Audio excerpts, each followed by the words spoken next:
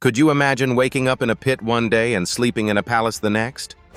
Dive into the enigmatic story of Joseph, the dreamer whose life transformed in the blink of an eye. In the ancient land of Canaan, a boy named Joseph was born to Jacob, the patriarch of the Israelite tribes. From the beginning, Joseph stood apart. He was not only his father's favorite, marked by a multicolored coat that glimmered like a beacon, but also a dreamer whose visions spanned the future. His stories, however, were not mere dreams, but glimpses of a destiny that awaited him. To his brothers, Joseph's dreams were as disturbing as they were persistent. One night, Joseph had a dream where his brothers' sheaves of grain bowed to his sheaf. The next, the sun, moon, and 11 stars bowed down to him. "Arrogant dreams," his brothers spat, and the seed of envy they bore grew into a thicket of malice. Therefore, one day, as Joseph approached them from afar, they conspired. "Here comes the dreamer," they sneered. "Let us rid ourselves of him." But Reuben, the eldest, had a sliver of conscience. "Shed no blood," he implored. So, instead of murdering him, they stripped Joseph of his splendid coat and cast him into a dry well, a prison of darkness and despair. But then a caravan of Ishmaelites trudged along, bound for Egypt. Greed overcame guilt. Joseph was sold for 20 pieces of silver, and his tale of tragedy transformed into a tale of triumph. He was brought to Egypt, where he was sold into the house of Potiphar, an officer of Pharaoh. But God was with him, and soon Joseph rose to become the overseer of Potiphar's house.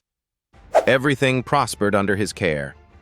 Yet this success attracted unwanted attention.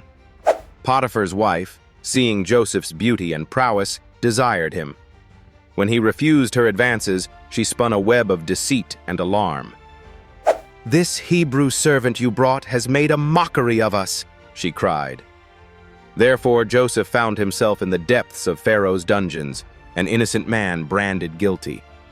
But not all chains bind forever, and within those stone walls Joseph's gift flourished.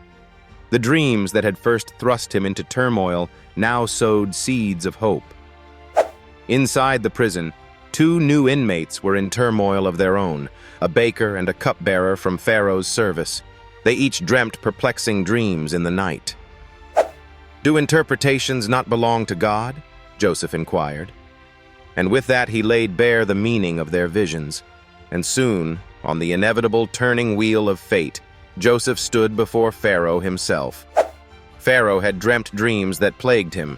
Cows, fat and lean, ears of grain full and withered. No one in his kingdom could explain them. Therefore Joseph was summoned and told Pharaoh of the impending 7 years of plenty, followed by 7 years of famine. He proposed a plan so wise that Pharaoh, seeing the Spirit of God within him, appointed Joseph as his vizier. He donned a robe of fine linen, had a signet ring slipped onto his finger, and rode in the second chariot behind Pharaoh himself. By the grace of Providence, the dreamer had turned Egypt into a cradle of plenty. Meanwhile, in Canaan, the truth of famine's grip took hold, forcing Joseph's estranged brothers to descend to Egypt seeking sustenance. Little did they know the brother they betrayed would stand as their savior. As they bowed before him, the dreams of youth were realized.